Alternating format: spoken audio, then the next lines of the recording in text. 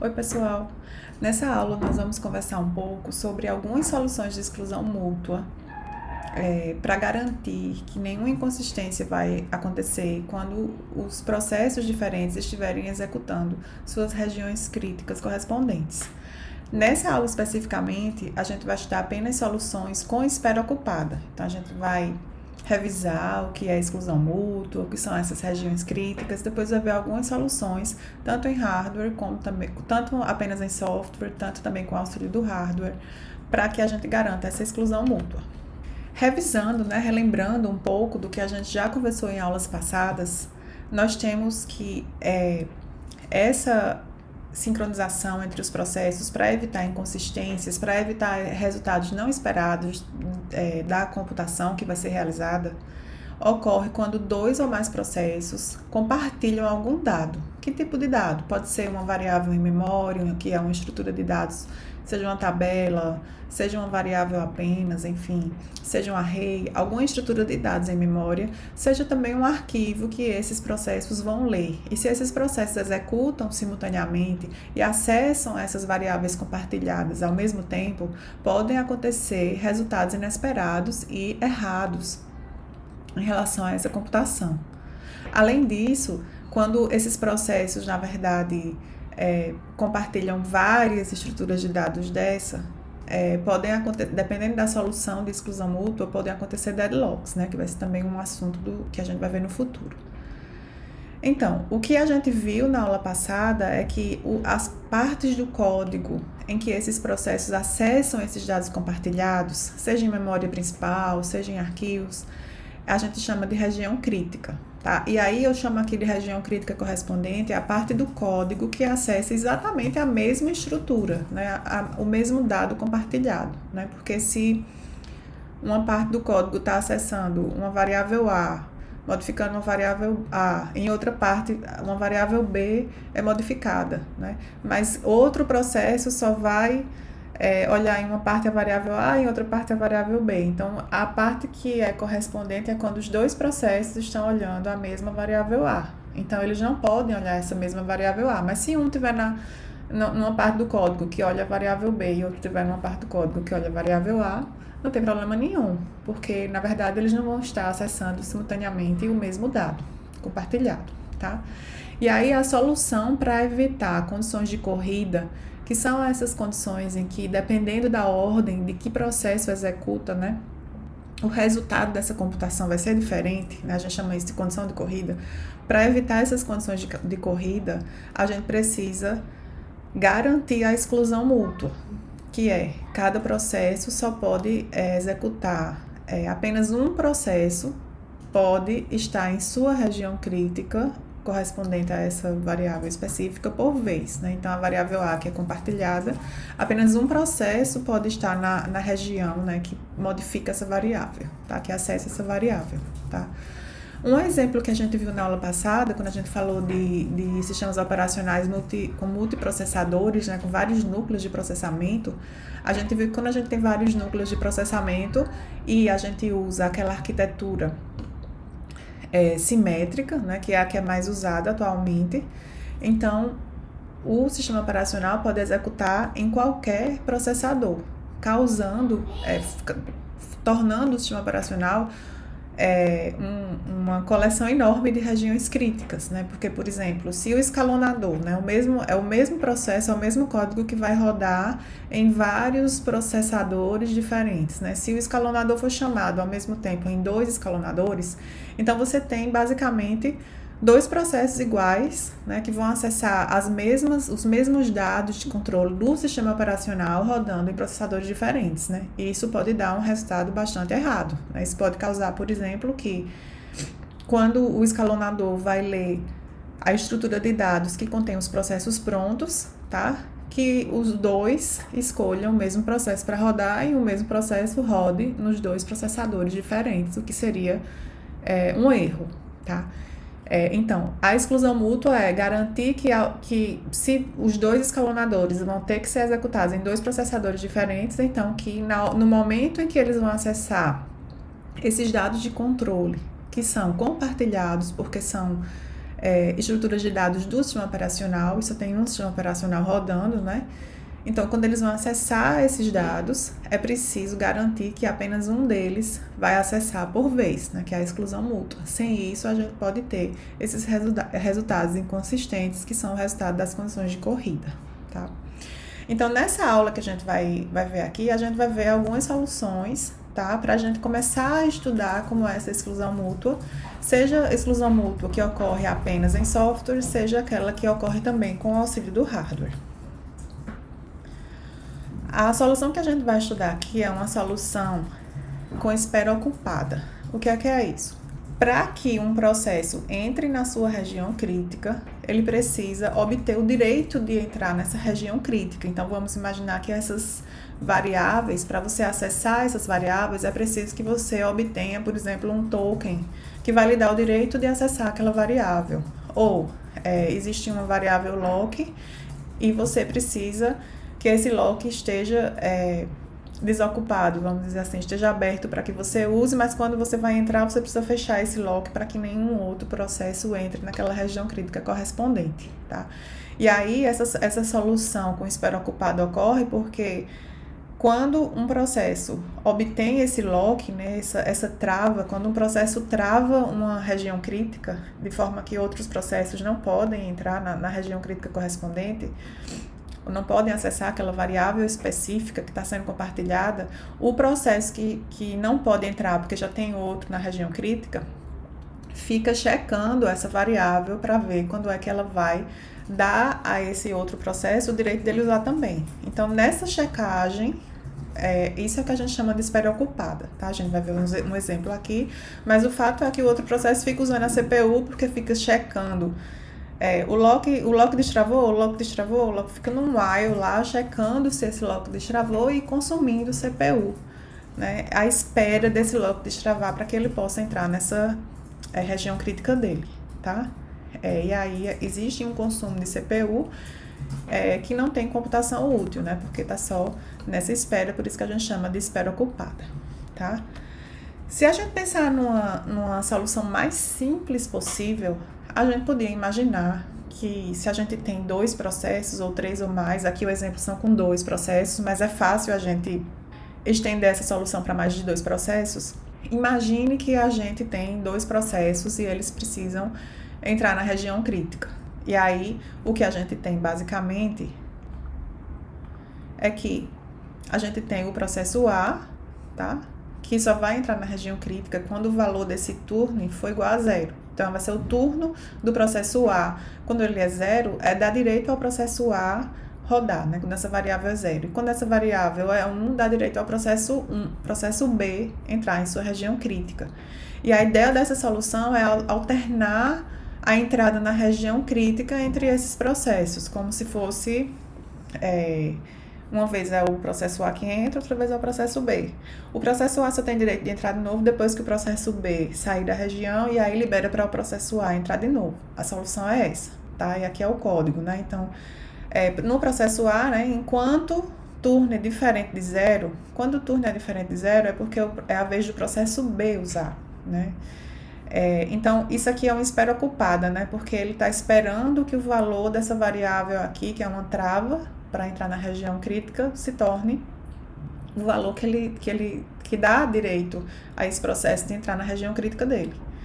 Então, quando esse turno se transformar passar a ser 0, né, isso aqui só vai acontecer quando o processo B sair de sua região crítica, né, rodou sua região crítica e depois vai fazer o valor dessa variável turno ser igual a 0, né? Essa própria variável de lock já é uma variável compartilhada entre esses 2 processos, tá? Para que isso ocorra da forma correta. E aí, quando esse processo B termina, ele muda o turno para ser igual a 0, e aí o processo A, né, sai dessa espera ocupada e obtém o direito de entrar na região crítica dele, né? Quando o processo A sai da região crítica, o processo ele vai mudar o valor de turno para ser 1, para poder dar o direito ao processo B de entrar em sua região crítica. Se o processo B termina de executar esse código de região não crítica antes do processo A sair da região crítica, turno vai ser igual a 0, e o processo B vai ficar em espera ocupada até que o processo A termine, saia da sua região crítica e atualize o valor de turno, né? Basicamente, é essa alternância, uma alternância explícita para entrar nessa região crítica entre esses processos, tá? A solução é simples, né? Simples de entender, mas ela tem alguns problemas, tá? Além da espera ocupada, né, que é um certo problema, tem também o problema de, se um processo é muito mais rápido do que o outro, né, pode ser que um processo deseje entrar em sua região crítica mais vezes do que o outro, né? Então, se o processo A entrou na região crítica, aí mudou o turno para ser a vez do processo B entrar em sua região crítica. Aí o processo B ainda está aqui na região não crítica e vai passar muito tempo aqui, enquanto o processo B está aqui e nem está perto de querer entrar na região crítica novamente, e o processo A já termina de executar a sua região crítica, ou sua região não crítica, né, que é o código que não acessa dados compartilhados, e já quer novamente entrar na sua região crítica. Então, o processo A ficaria bloqueado aqui, ficaria nessa espera ocupada, não é nem bloqueado, ficaria nessa espera ocupada aqui, até que o processo B resolvesse entrar na sua região crítica e atualizar o valor da variável turno, tá? Então, se um processo é muito mais rápido que o outro, no sentido de que entra muito mais vezes na região crítica do que o outro, aí a gente tem um problema, tá? Isso é um problema do que a gente já viu em aulas passadas, que são condições adequadas para que a gente diga que a exclusão mútua está sendo realizada de uma forma correta, tá? Então, as condições são que dois processos nunca estão simultaneamente em suas regiões críticas correspondentes, e está ok para essa solução, né? A outra é: nada pode ser afirmado ou esperado sobre a velocidade ou número de CPUs daquele computador. No caso aqui, se a gente tiver mais de uma CPU, ainda assim essa solução vai funcionar, né? Então, se tiver só uma, vai; se tiver mais de uma, vai.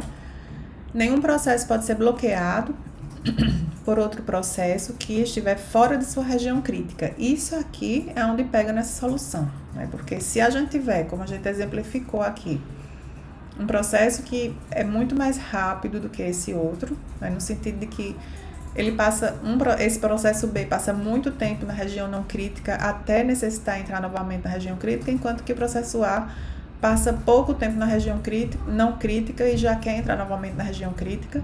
E aí, nesse caso, é possível que o processo A, né, fique em espera ocupada aqui, sem conseguir entrar na região crítica, por conta do processo B, que nem está na região crítica. Quer dizer, o processo A vai ficar numa espera ocupada aqui até que o processo B termine de executar a sua região crítica, mas o processo B nem está querendo entrar na região crítica, porque ele está aqui na região não crítica, que é uma parte substancial do processamento do processo B, tá? Então, isso aqui quebra essas condições para a exclusão mútua, porque o processo A poderia ficar à espera, né, para entrar na região crítica por conta de um outro processo que nem está na sua região crítica, tá? Então, essa não é uma solução adequada, apesar de ser simples de funcionar, mas não é uma solução adequada. E a outra condição é que nenhum processo deve esperar eternamente, né? Isso aqui também não vai ocorrer lá. Então, essa solução, né? Se a gente tivesse uma solução ainda completamente em software, mas que não alternasse na entrada da região crítica entre os processos de forma tão explícita, né? Imagine que a gente tem uma variável chamada lock, que é um cadeado que vai indicar se a região crítica está já sendo executada por algum processo ou não, tá? Então, toda vez que essa variável tiver o valor 0, significa que aquele processo, essa variável, obviamente, ela é compartilhada já entre todos os processos, tá? Que tem regiões críticas correspondentes. E aí, essa variável lock, ela deve ser verificada antes do processo entrar em uma determinada região crítica, tá? Vamos supor que o processo quer ler um array X, né? E aí vários processos querem também escrever, atualizar, ler esse array X, né? Na mesma posição de memória, vamos supor.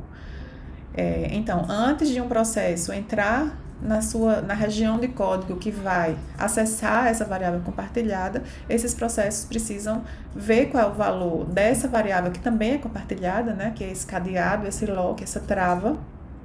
E se essa trava tiver o valor 0, significa que a região crítica ninguém está na região crítica, que aquele processo pode entrar na região crítica, tá? Então, o código mais que a gente pensaria, né, inicialmente, seria algo assim, né? Enquanto é o código que teria que ser executado antes do processo entrar na região crítica, né, onde ele de fato acessa aquela variável compartilhada. Então, seria enquanto lock igual a 1, fica aqui nessa espera ocupada. E aí, se lock passa a ser 0, agora, então, é possível entrar na região crítica, então o processo vai, se lock igual a 0, vai entrar aqui e mudar, né, atualizar o valor do lock para ser 1 novamente, de forma que o processo agora obtenha o direito de executar a sua região crítica.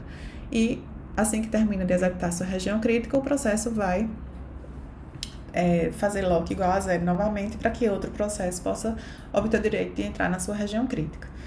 Aqui a gente tem um problema, né? Não sei se vocês estão vendo claramente, mas aqui o fato da gente testar a variável lock em uma instrução e a gente atualizar o valor dessa variável em outra instrução pode causar condições de corrida se essa solução for adotada, né? Porque, por exemplo, o processo A, ele pode testa aqui o valor de lock, né? O valor de lock é 1. Aí, de repente, ele testou o valor de lock, ele estava nesse while, mas de repente o valor de lock ele testou e foi 0. Então, ele saiu desse while, tá? Mas antes de ele executar esse código aqui, ele perde a CPU. E aí, o processo B vai executar. O processo B vai ver que lock é 0, né?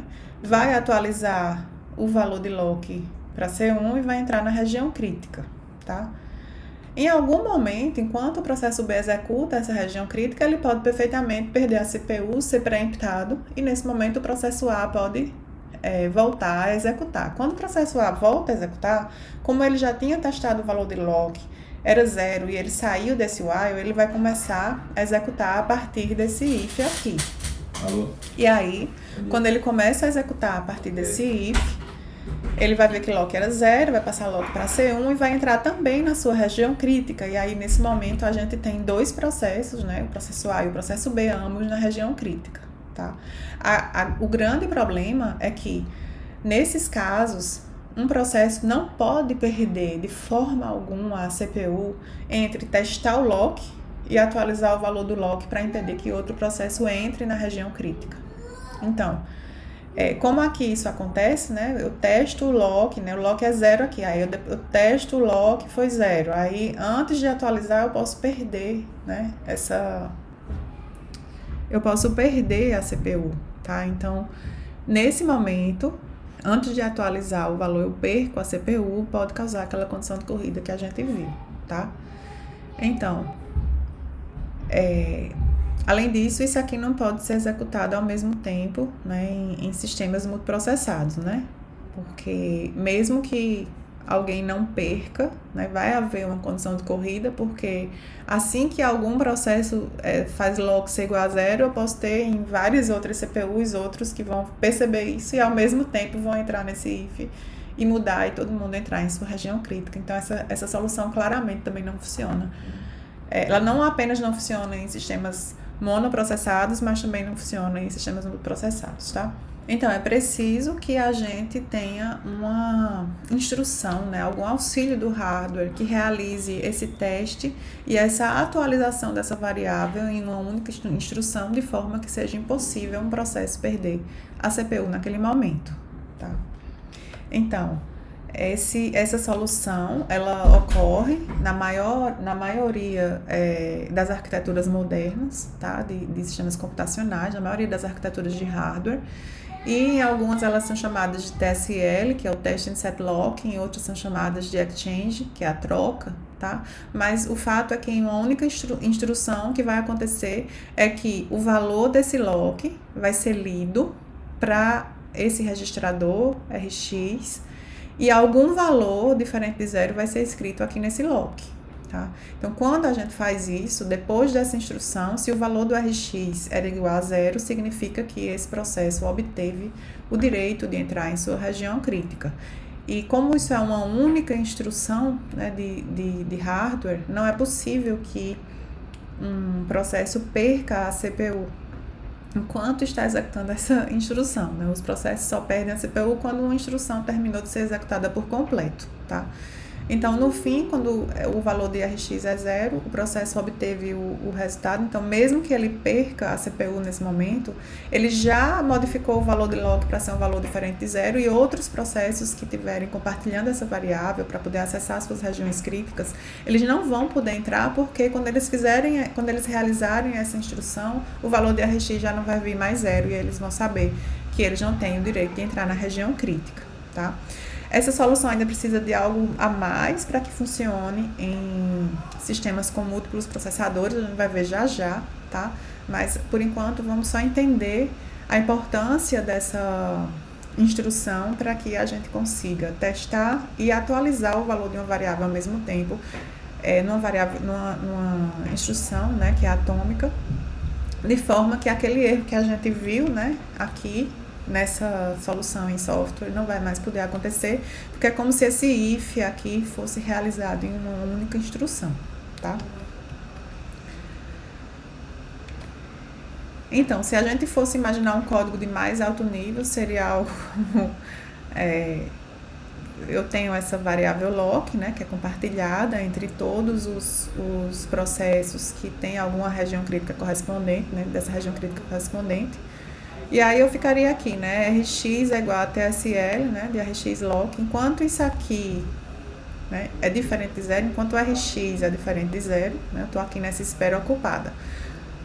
Eu estou o tempo todo, na verdade, essa instrução vai o tempo todo, na verdade, escrever um novo valor em lock e trazer para esse registrador Rx. Escreve um novo valor diferente de zero em lock e traz o que tinha em lock antes para o Rx, né? Na verdade, copia o valor de lock para Rx e já atualiza o valor de lock para um valor diferente de zero, né? Quando isso retornar um valor de Rx que seja zero, então o processo sai dessa espera ocupada, tá?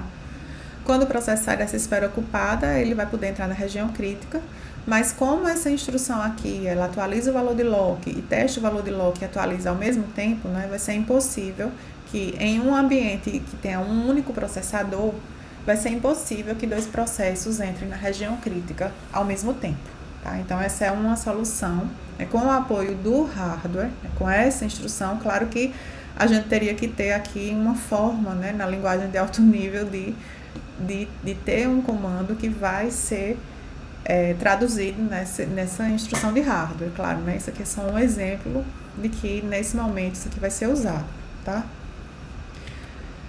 Mas a gente ainda tem o problema de sistemas multiprocessados. Em sistemas multiprocessados, a gente ainda pode ter algo do tipo...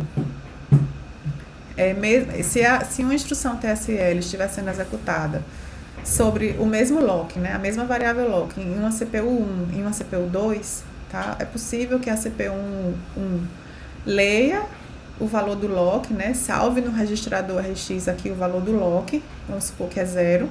A CPU 2 também, ao mesmo tempo, leu isso ao mesmo tempo, salvou no registrador aqui X da CPU 2, o valor 0, e depois é que a CPU 1 atualizou o valor do lock, e depois a CPU 2 também atualizou o valor do lock, e isso iria causar que os dois processos que estão rodando, um na CPU 1 e um na CPU 2, os dois entrassem simultaneamente em suas regiões críticas correspondentes, né?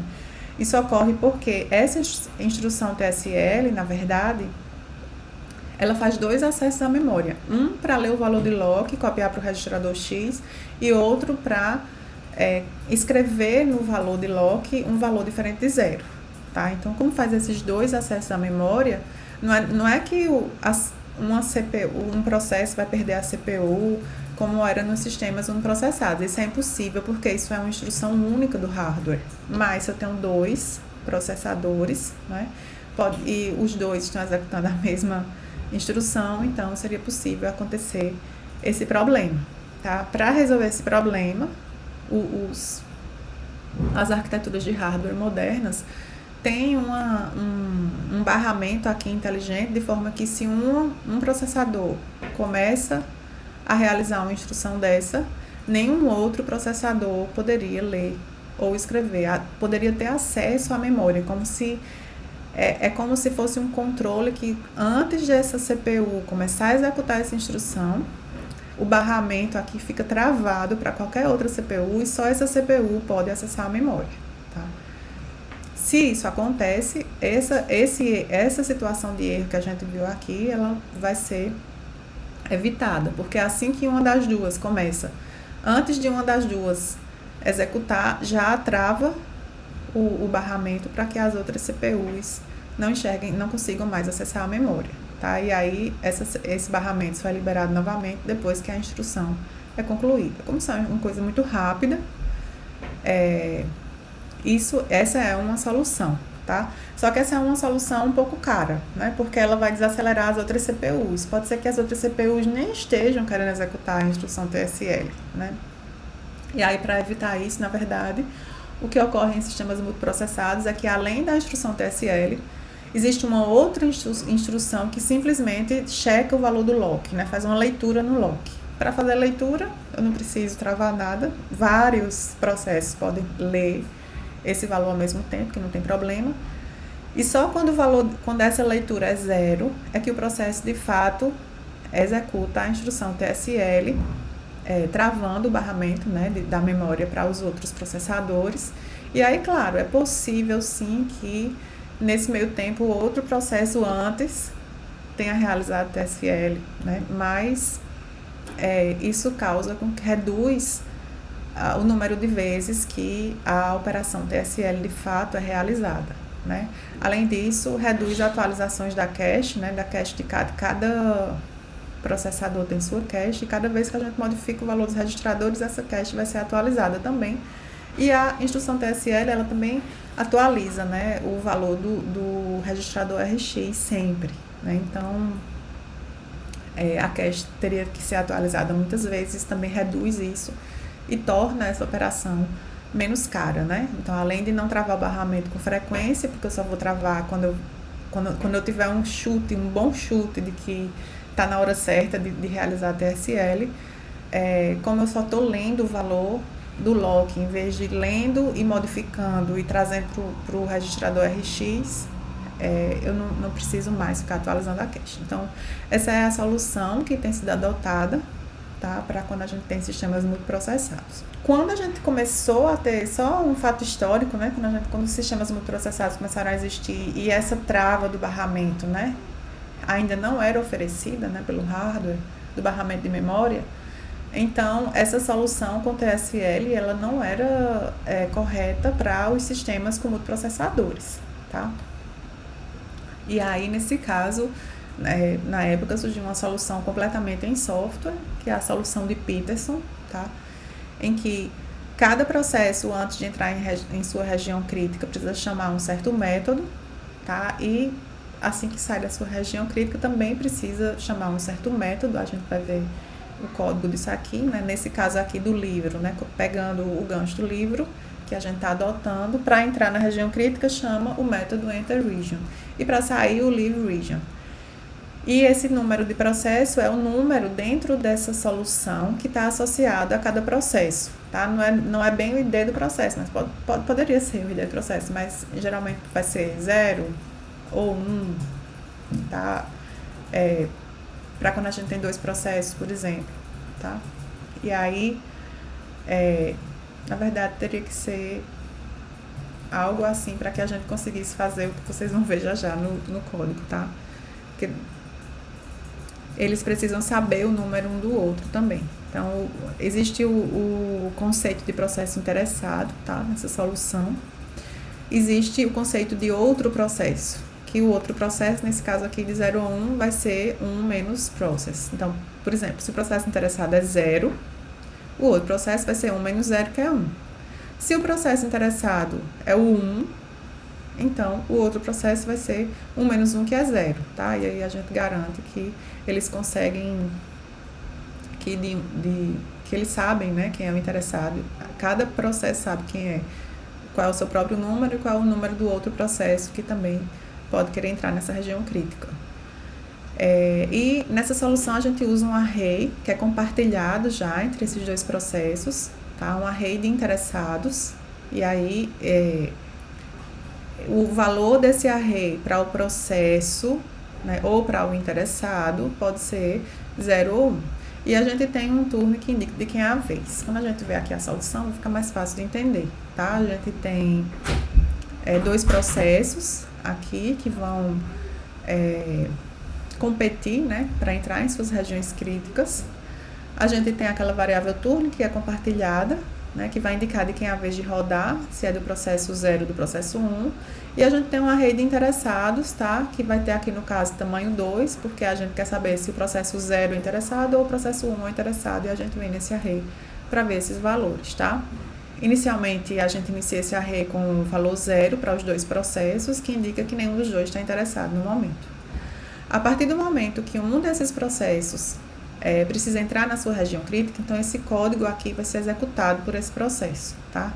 Esse código, né, vamos supor que é o processo 0 que tentou entrar aqui, então esse código vai ser executado com a entrada aqui 0. O outro processo, né, vai ser 1 menos o valor desse processo, como a gente já viu antes, isso aqui vai dar certo. Então, se entrou o processo 0, o outro vai ser o processo 1. E aí vai checar aqui nesse array de interessados, vai setar aqui nesse array de interessados que esse processo está interessado em entrar na região crítica. Então, vai colocar na posição 0 desse processo, né, porque aqui é o processo que entrou aqui é o processo 0, por exemplo, vai colocar na posição 0 desse array o valor true, tá, para dizer que ele está interessado. E vai dizer que vai alterar o valor dessa variável turno para dizer que ele que é a vez dele de executar, tá? Então, ele vai pensar enquanto o valor de turno for igual a process, que é ele, né, como se fosse a vez dele, e o outro, né, está interessado, né, na verdade, é como se fosse assim, o outro já entrou na região crítica dele, então o outro já tinha setado isso aqui para true, então o outro está interessado. Então, apesar da vez ser dele, o outro está interessado. Então, enquanto isso acontecer, o processo vai ficar nessa espera ocupada, tá?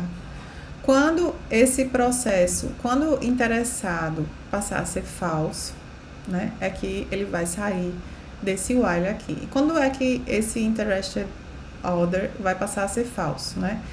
Isso aqui, se isso aqui é true, é porque o outro processo, ele já tinha entrado nessa região crítica, né, nesse método aqui, enter region, e aqui, nesse caso aqui, ele já tinha colocado que ele estava interessado e ele conseguiu entrar, tá? Quando esse processo está na região crítica, sai da sua região crítica, ele tem que executar esse método, tá? E aí, ele seta o valor correspondente à posição dele, né, nesse array de interessados como falso. Aí, nesse momento, esse processo aqui que estava aqui consegue entrar na região crítica, tá? Essa é uma solução assim que a gente vê mais por questões históricas, mas eu acho que deve estar bem claro para vocês que a espera ocupada é uma solução cara, né? É uma solução que funciona, né? Corretamente funciona, né? Se a gente fizer ela com cautela, né? Ela vai funcionar, mas ela é uma solução cara no sentido de que a gente vai ficar usando a CPU para uma computação inútil, né? Só de uma checagem ali que a gente vai ficar esperando até que um certo valor seja modificado para o valor que a gente espera, e isso é caro, tá? Além disso, dependendo do tipo de escalonamento que a gente tem nos sistemas e de se existem prioridades ou não naquele sistema, isso pode levar a deadlock, né? Como é que pode levar a deadlock? Suponha que a gente tem processos, né, 2 processos, por exemplo, que compartilham uma certa variável e, portanto, eles têm regiões críticas correspondentes e eles só vão poder entrar naquela região crítica se eles obtiverem a trava, né, daquela ou se eles obtiverem o direito, né, de ser o turno deles de acessar aquela região crítica, né? Imagine que um desses processos é de altíssima prioridade e o outro de baixa prioridade, tá? E aí, os dois estão executando e o processo de baixa prioridade entra na região crítica. Entrou nessa região crítica significa que, como a gente está fazendo a exclusão mútua, nenhum outro processo pode entrar naquela região crítica correspondente. Mas aí, em algum momento, esse processo vai perder a CPU, né? E aí, o processo de altíssima prioridade, por exemplo, ele vai ganhar a CPU. E quando ele ganhar a CPU, dependendo do escalonador que a gente tiver, né, como ele vai ficar naquele while, né, em espera ocupada, né, então ele nunca vai bloquear, né, porque esse processo só bloquearia se realizasse uma operação de entrada e saída, e ele não vai realizar, porque ele está num while lá esperando um certo valor mudar. Mas esse valor só vai mudar quando esse processo perder a CPU para o processo B de baixa prioridade. Então, por exemplo, certamente em um sistema com escalão sem preempção, né, esse processo B nunca ganharia a CPU novamente e a gente teria uma situação de deadlock em que o processo A vai esperar eternamente por essa trava e ela nunca vai vir, porque o processo B nunca vai ganhar de novo a CPU, já que o processo A nunca vai bloquear. Claro que em um sistema com preempção, né, esse processo A vai ser bloqueado, eventualmente o processo B pode ganhar a CPU e acabar conseguindo terminar a sua região crítica e permitir que o processo A entre também, tá? Mas vai ser uma situação em que a gente vai ver um processo de alta prioridade que vai esperar pelo de baixa prioridade terminar. Isso pode demorar, porque o de baixa prioridade pode ganhar pouquíssima CPU. Já que o de alta prioridade, toda vez que ganhar a CPU, vai ficar usando a CPU, né, até o fim do seu quantum, não vai bloquear, vai terminar até o tempo todo, a sua fatia de tempo que estava dedicada a ele, tá? Aí uma estratégia que tem sido mais usada para realizar a exclusão mútua é a estratégia de você bloquear um processo que não está no direito de entrar na região crítica porque já tem outro processo na região crítica correspondente, tá? E aí, esse processo, por exemplo, essa estratégia ela vai ser utilizada em primitivas de sistema operacional, né, de sleep e wake up. Talvez vocês já tenham usado códigos assim, que usam algum comando parecido com esses, né? E aí, nesse caso, quando um processo tenta entrar na região crítica e vê que não dá para entrar agora naquele momento, vai fazer uma chamada de sistema que se autobloqueia, né, que bloqueia esse processo. E quando um processo sai de sua região crítica, ele acorda aqueles processos que estão bloqueados ou um processo que está bloqueado à espera de entrar naquela região crítica, tá? Então, é uma solução baseada nesse princípio e a gente vai ver na próxima aula algumas soluções que usam essa estratégia de bloquear e depois ser acordado para garantir a exclusão mútua, tá? Isso garante que a CPU não vai ficar sendo usada para computação inútil, que é o que ocorre com a esfera ocupada. E aí, quando certas condições ocorrerem, um ou mais processos que estão dormindo, né, que estão bloqueados à espera de algo ser liberado, vão ser acordados, tá? Então, na próxima aula a gente continua esse assunto, mas aí pensando em soluções de exclusão mútua com essa outra estratégia de dormir e acordar, tá? Até lá!